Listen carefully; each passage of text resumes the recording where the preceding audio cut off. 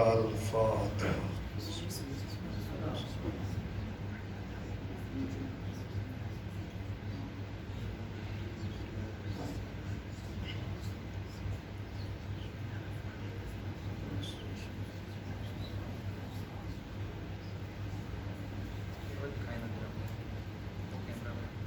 ما شاء الله لا حول ولا قوة إلا بالله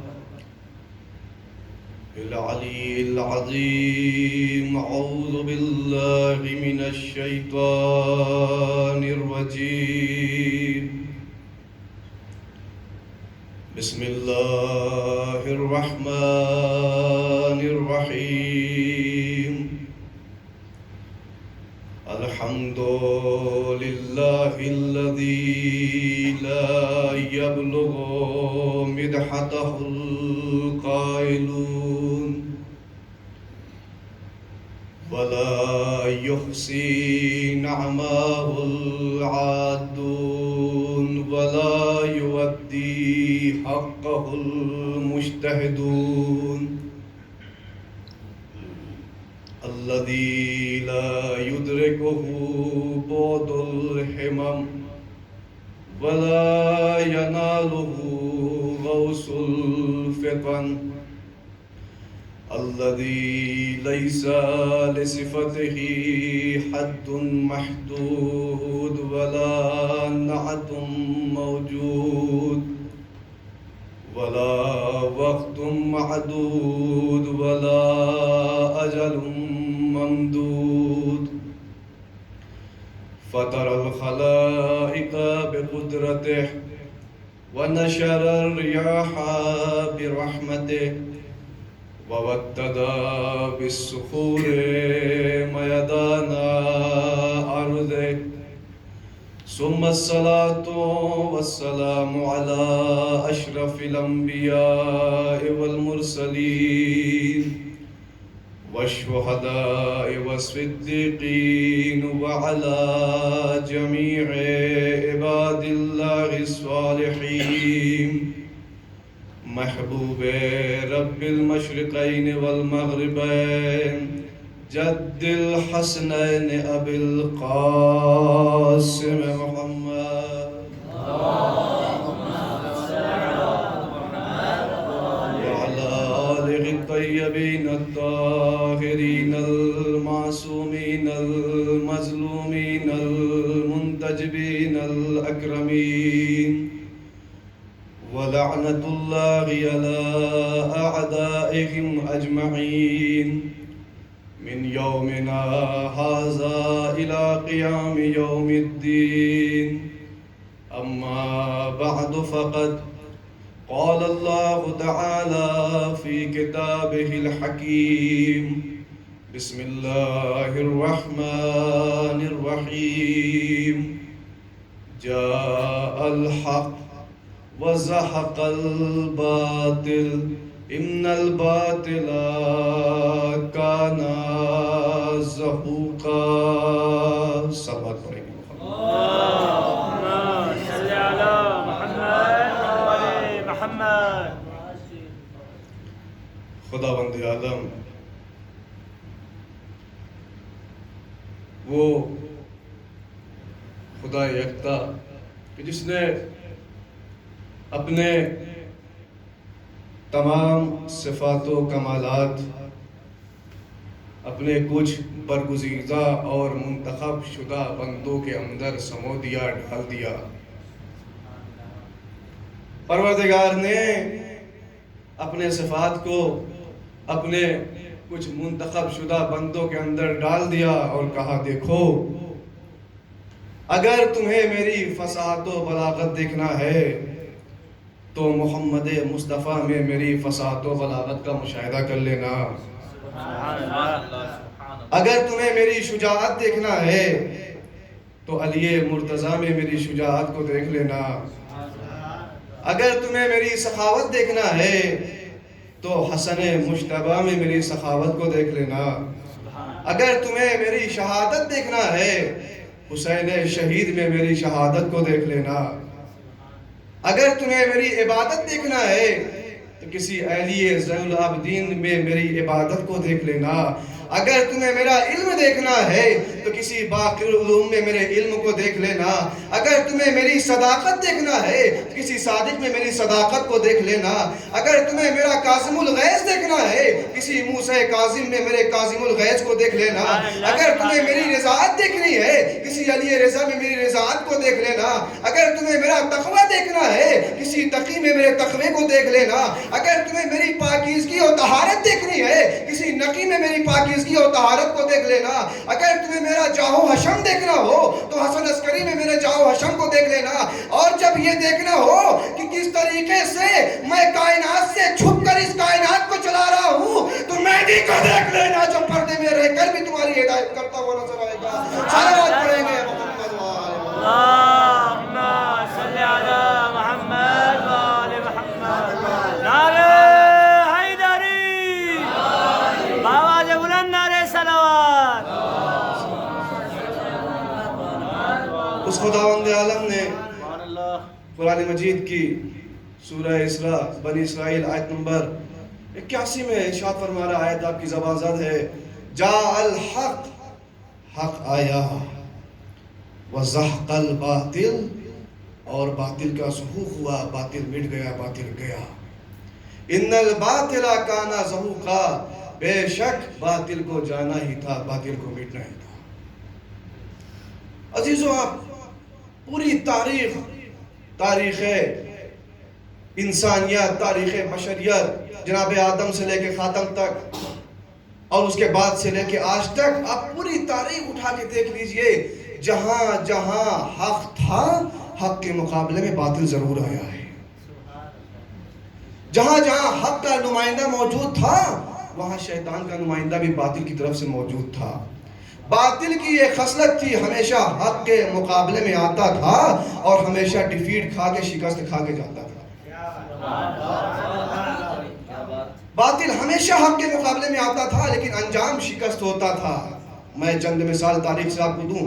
جناب آدم حق, ان کے مقابلے میں شیطان باطل کی شکل میں آیا. جناب نوح حق, تو ان کے مقابلے میں جناب نوح کی امت باطل کی شکل میں آئی. جناب ابراہیم حق تھے تو جناب ابراہیم کے مقابلے میں نمرود باطل کی شکل میں آیا. جناب موسیٰ حق تھے تو ان کے مقابلے میں فرعون باطل کی شکل میں آیا. ہر زمانے میں حق کے مقابلے میں باطل آتا رہا. آج اگر ہمارے علماء کرام اور مجتہدین کرام حق ہیں تو ان کے مقابلے میں کبھی امریکہ باطل کی شکل میں موجود ہے, کبھی اسرائیل باطل کی شکل میں موجود ہے, کبھی سعودی باطل کی شکل میں موجود ہے. میں ان ظالم طاقتوں کو ایک جملہ کہنا چاہتا ہوں, میں ان باطل طاقتوں سے ایک بات کہنا چاہتا ہوں. یاد رکھنا, جو انجام نمرود کا ہوا تھا, جو انجام شداد کا ہوا تھا, جو انجام فرعون کا ہوا تھا, وہ ان قریب یا دیر میں تمہارا بھی ہونے والا ہے. صلوات پڑھیں گے محمد والے. اللهم صل على محمد. اور ہر زمانے میں حق کی نمائندگی کے لیے پروردگار عالم نے کسی نہ کسی علی کو بھیجا ہے. ہر زمانے میں حق کی طرف سے کوئی نہ کوئی علی ہمارے درمیان موجود تھا. چاہے آپ اس زمانے میں دیکھ لیجئے, حق کی نمائندگی کے لیے اس زمانے میں بھی ہمارے درمیان علی موجود تھا. چاہے وہ علی مرتضیٰ کی شکل میں ہو, چاہے وہ علی زین العابدین کی شکل میں ہو, چاہے وہ علی رضا کی شکل میں ہو, چاہے وہ علی نقی کی شکل میں ہو. کل بھی ہمارا ہادی علی تھا, آج بھی ہمارا ہادی علی ہے. چاہے علی خامنہئی کی شکل میں ہو, چاہے علی حسینی سستانی کی شکل میں ہو. صلوات پڑھیں گے محمد وآل محمد. اللهم صل على محمد وآل محمد. سبحان اللہ, سبحان اللہ. پروردگار عالم نے حق کی نمائندگی کے لیے ہمیشہ ہمارے درمیان کوئی نہ کوئی ہادی اور رہنما بھیجا ہے. نہیں تو ان کو کیا ضرورت تھی؟ وہ انوار قدسیہ میں رہنے والے انوار الہی کہ جن سے ملاقات کرنے کے لیے فرشتوں کو صفیں لگانی پڑتی ہو, جن سے ملاقات کرنے کے لیے فرشتوں کو نوبت لینی پڑتی ہو. ہم اپنا شرف سمجھیں, ہم اپنا وقار سمجھیں کہ پروردگار عالم نے ایسی عظیم ہستیوں کو ہمارے درمیان بھیج دیا اور وہ آ کر ہمارے درمیان زندگی بسر کرنے لگے. ان کا ہدف کیا تھا, ان کے زندگی کی قیمت کیا تھی, ان کے زندگی کی ویلیو کیا تھی؟ ہم ہیں, آپ ہیں, 40-50 سال ہم زندگی اپنی گزار دیتے ہیں, ہمیں اپنا ہدف اور مقصد ہم معین اپنا نہیں کر پاتے کہ ہم کس لیے. مثلا زندگی کا چھوڑ دیجئے, ہم جب انڈیا میں مدرسے کی چہار دیواری میں آئے، اس کے بعد بھی ہم نے اپنا ہدف نہیں معین کیا آگے ہمیں کرنا کیا ہے۔ اس کے بعد سوچا کہ ایران جائیں گے، وہاں ہدف معین ہو جائے گا، یہاں بھی آئے، یہاں بھی ہم ویسے ہی ہیں جیسے وہاں تھے۔ یہ ہماری اور آپ کی زندگی ہے کہ ہم 40 سال اپنی زندگی کو بے ہدف اور بے مقصد گزار دیتے ہیں، لیکن ہمارے ائمہ کی زندگی تو ایسی نہیں ہے۔ وہ اس دنیا میں آئے ہیں تو ان کی زندگی کی قیمت کیا ہے، ان کے زندگی کی ویلیو کیا ہے، اس علی کے زندگی کی کیا قیمت ہے جس کے چشم زدن پہ زمین تہو بالا ہو جائے؟ کیا اس کا اس دنیا میں آنے کا کوئی مقصد و ہدف نہ ہوگا؟ کون بتائے گا علی کی زندگی کی قیمت کیا ہے، علی کی زندگی کی ویلیو کیا ہے؟ بتا گئے بتانے والے۔ رسول اسلام نے آج سے 1400 سال پہلے ہر ان سوالات کے جوابات جو آج اٹھ رہے ہیں یا آتی دنیا تک اٹھیں گے دے دیا ہے، بس ہمیں جستجو کرنے کی دیر ہے، ہمیں تلاش کرنے کی دیر ہے۔ یا رسول اللہ، علی کی زندگی کی کیا قیمت ہے، علی کی زندگی کی کیا پہلو ہے؟ رسول آواز دے رہے ہیں، ضربت علی یوم الخندق افضل من عبادت الثقلین الی یوم القیامہ۔ سبحان اللہ، سبحان اللہ۔ خندق کے روز علی کی ایک ضربہ دونوں جہاں کی عبادتوں پر بھاری ہے۔ کب تک؟ الی یوم القیامہ، قیامت تک۔ علی کے کل زندگی کتنی ہے؟ 63 سال، اور ایک ضربت کا یہ عالم ہے کہ دونوں جہاں کی عبادتوں پر بھاری ہے۔ جبکہ مورخین لکھتے ہیں کہ ضربت کی سرعت کا یہ عالم تھا کہ کٹنے والا کٹ جاتا تھا، اسے احساس تک نہیں ہوتا تھا۔ یعنی اگر چشم زدن بھی کہا جائے تو شاید زیادہ ہو۔ ایک لمحہ علی کی زندگی کا اتنا قیمتی ہے کہ دونوں جہاں کی عبادتوں پر بھاری ہے۔ ایک نقطے کی طرف اشارہ کرنا چاہتا ہوں کہ یا رسول اللہ، مقابلہ، مقایسہ، موازنہ برابر کی چیزوں کا ہوتا ہے۔ آپ کو کہنا چاہیے تھا کہ علی کی ایک ضربت دونوں جہاں کی ضربتوں پر بھاری ہے۔ آپ نے فرمایا کہ نہیں، علی کی ایک ضربت دونوں جہاں کی عبادتوں پر بھاری ہے۔ عزیزو توجہ کریے گا، علی کی ایک ضربت دونوں جہاں کی عبادتوں پر بھاری ہے، جبکہ دونوں الگ الگ میدان ہیں، دونوں کی الگ الگ کیفیت ہے۔ جب انسان میدان جہاد میں جاتا ہے تو آنکھیں تنی ہوئی، سینہ تنا ہوا، لیکن جب میدان عبادت میں آتا ہے شانے جھکے ہوئے، آنکھیں جھکی ہوئی۔ یا رسول اللہ، یہ کیا ماجرا ہے؟ دونوں جگہ کی الگ الگ کیفیت ہے، لیکن آپ نے ضربت کا مقابلہ عبادت سے کیا۔ عجب نہیں، رسول آواز دے، اگر علی نے قوت بازو کی بنا پر ضربت ماری ہوتی تو میں ضربت کا مقابلہ ضربت میں کرتا، لیکن میں یہی بتانا چاہتا ہوں، جب علی میدان جہاد میں اتنا بڑا عابد ہے، جب علی میدان جہاد میں اتنا بڑا عابد ہے، تو جب یہی علی میدان مسلح میں آنے کے بعد اللہ اکبر کہے تو اس کا کیا کمال ہوگا؟ جملوں کو بدل کے یوں کہوں کہ جب علی کی ضربت کا مقابلہ دونوں جہاں کی عبادتیں نہیں سنبھال سکتی تو علی کے مسلح کو کیا خاص سنبھال پائیں گی؟ صلوات پڑھیں گے محمد و آل محمد پر۔ اللہم صلی علی محمد و آل محمد۔ سبحان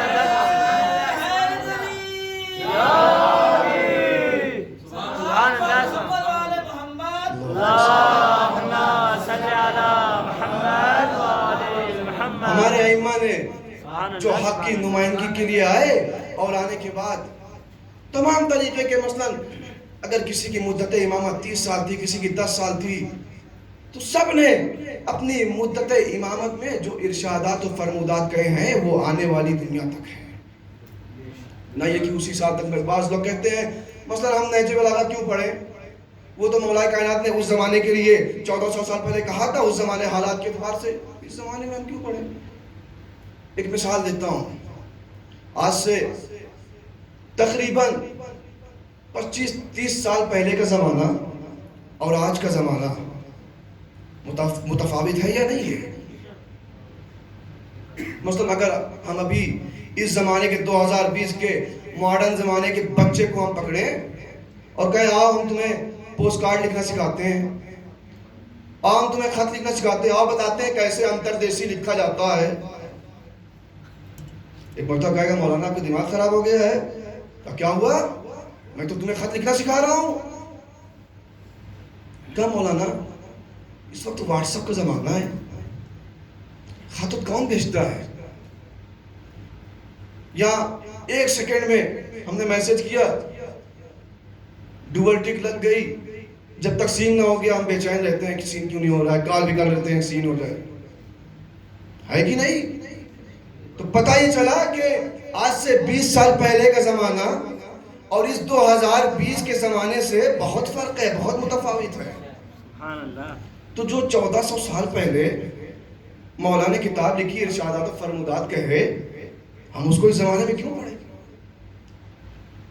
قرآن اور احادیث کا دونوں کا ایک جواب اور اپنی بات کو آگے بڑھا دوں گا۔ ہمارے ائمہ نے جتنی بھی زندگی آگے گزاری اس دنیا میں، مثلا مولا کائنات کی مدت امامت 30 سال، امام حسن کی مدت امامت 10 سال، امام حسین کی مدت امامت 10 سال، امام علی علیہ السلام نے اس دنیا میں آ کر 30 سال تک زندگی گزاری، 30 سال تک رہے، 30 سال تک ارشادات و فرمودات بیان کیے، 30 سال تک احادیث بیان کیا، 30 سال تک لوگوں کو پیغام پہنچایا، حق کا درس دیا۔ قرآن مجید 23 سال میں نازل ہوا۔ جملوں پہ غور کریے گا، امام علی نے 30 سال تک جو بھی ارشادات و فرمودات کہے وہ 30 سال کے لیے نہیں کہے۔ 30 سال تک تو زندگی گزاری، 30 سال تک تو پیغامات دیے، لیکن 30 سال کے لیے بیان نہیں کیا۔ اسی طریقے سے قرآن مجید 23 سال میں تو نازل ہوا، مگر 23 سال کے لیے نازل نہیں ہوا۔ آنے والی دنیا تک قرآن مجید کے پیغامات جاتے رہیں گے۔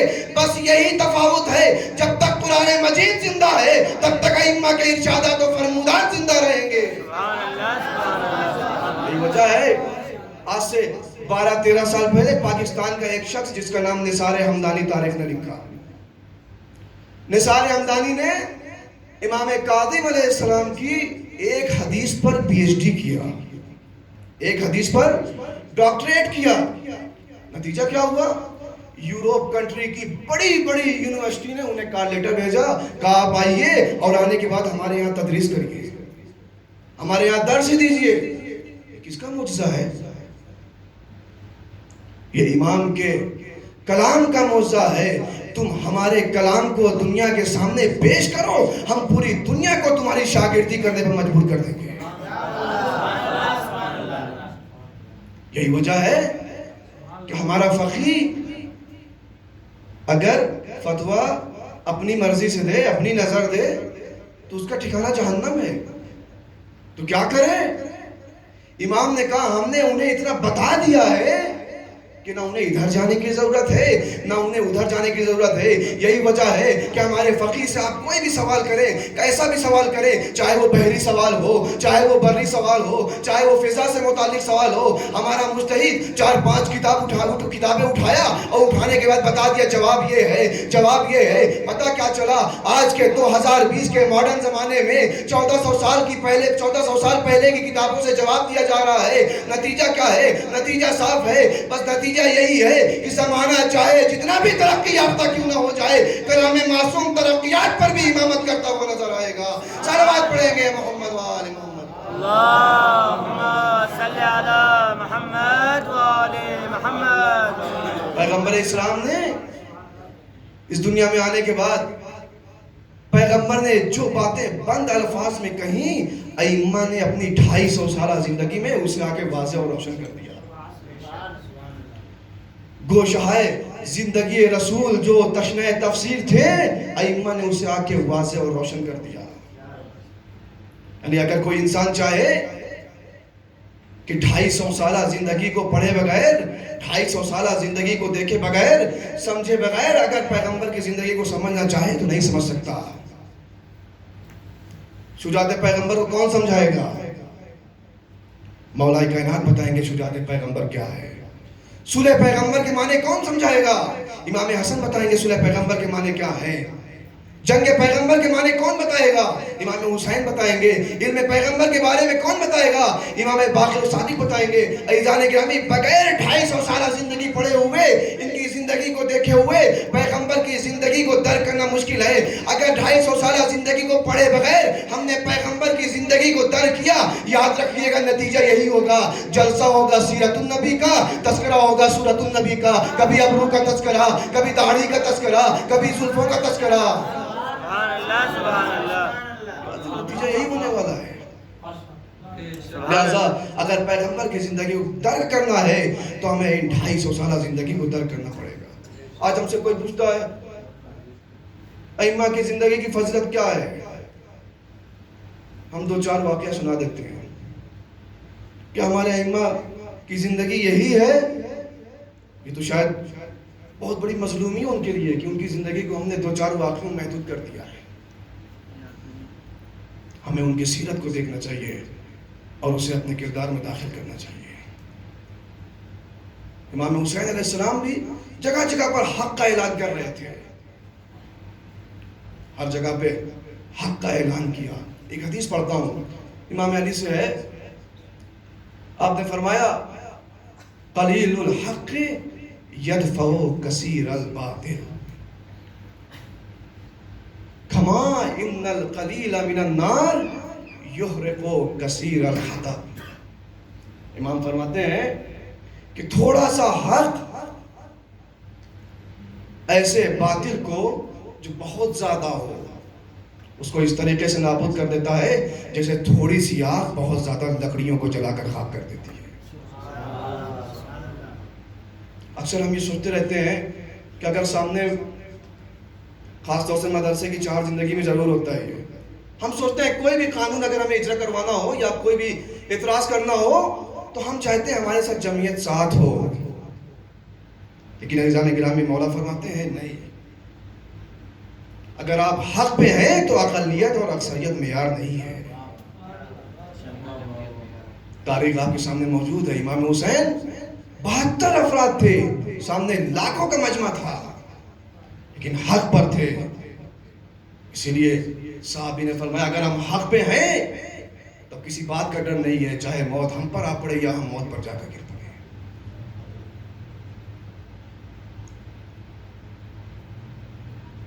ایک شخص اٹھا اور اٹھنے کے بعد کہتا ہے میں حق کو برباد کر دوں گا, حق کو مٹا دوں گا. شراب کے نشے میں کوئی وحی نہیں آئی, یہ بنی ہاشم کا یہ کھیل ہے جو حکومت کو اور خلافت کو پانے کے لیے کھیلا جا رہا ہے. کون تھا؟ ایک منحوس باپ کا منحوس بیٹا. کوئی وحی نہیں آئی ہے, یہ بنی ہاشم حکومت کو پانے کے لیے کھیل کھیل رہے ہیں. حق کا انکار یعنی نبوت کا انکار, امامت کا انکار, توحید کا انکار, نماز کا انکار, روزے کا انکار. ایک شخص اٹھا, کہا میں حق کو برباد نہیں ہونے دوں گا. پوری کربلا کو حقانیت سے بھر دیا حسین ابن علی نے. زیر خنجر آئے, حقانیت کا اعلان کیا. سجدے میں آئے, حق کا اعلان کیا.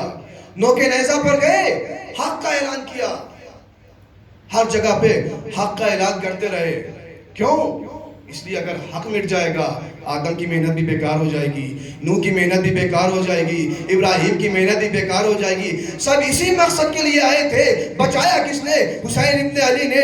میں حق کو مٹنے نہ دوں گا. کیا مطلب؟ یعنی میں نمازوں کو مٹنے نہ دوں گا, میں روزوں کو مٹنے نہ دوں گا, میں کعبے کی حرمت کو پامال ہوتے نہ دیکھ پاؤں گا. عزیزان گرامی سب ایک مقصد کے لیے آئے تھے. بچایا کس نے؟ ایک حسین ابن علی نے. اب تو حق ہے کہنے کا السلام علیکم وارث آدم و صفوت اللہ, السلام علیکم وارث نوح نبی اللہ, آدم کے وارث تم پر سلام, نوح کے وارث تم پر سلام. صلوات پڑھیں گے محمد و آل محمد. اللہم صلی علی محمد و آل محمد. یزیدیت مرد آباد, یزیدیت مرد آباد, حسینیت زندہ باد, حسینیت زندہ باد. قاتلان زہرا پہ لعنت, نعرے حیدری, نعرے صلوات. اللہم صلی علی محمد و آل محمد. ایک حدیث رسول اسلام کی پیش کر کے اس کے بعد اپنی منزل کو مسائل کی طرف بڑھاؤں گا۔ رسول اسلام نے کیا فرمایا؟ اِنَّا لِقَتْلِ الْحُسَيْنِ حَرَارَةً فِي قُلُوبِ الْمُؤْمِنِينَ لَا تَبْرُدُ أَبَدًا۔ حسین کے قتل کی حرارت اور گرمی مومنین کے دلوں میں پائی جائے گی جو کبھی ٹھنڈی نہیں ہوگی۔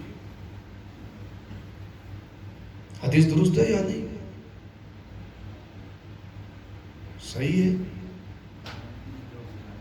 سند بھی معتبر ہے۔ تو پھر ہم اپنے یہاں دیکھتے ہیں کہ ہندو بھی عزاداری کرتے ہیں، یہاں تک کہ ہندوؤں کی امام بارگاہ ہے، صرف امام بارگاہ نہیں بلکہ کھڑے ہو کر سینہ زنی بھی کرتے ہیں۔ تو یہ کیا ہے؟ رسول فرما رہے ہیں کہ صرف اور صرف فی قلوب المومنین، مومنوں کے دلوں میں حسین کے قتل کی حرارت پائی جائے گی۔ تو یہاں کیا ہے؟ دنیا میں دو طریقے کی محبت ہوتی ہے، ایک با واسطہ، ایک بلا واسطہ۔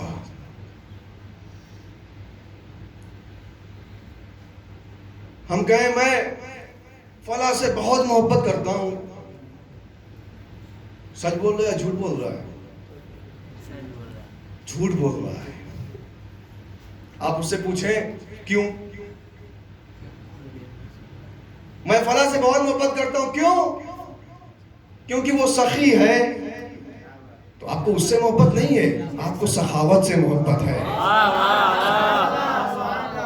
اس لیے کہ اس کے اندر سخاوت پائی جاتی ہے، لہٰذا مجھے اس سے محبت ہے۔ میں فلاں سے بہت محبت کرتا ہوں، کیوں؟ کیونکہ وہ خوبصورت ہے۔ تو آپ کو اس انسان سے محبت نہیں ہے بلکہ اس صفت خوبصورتی سے آپ کو محبت ہے۔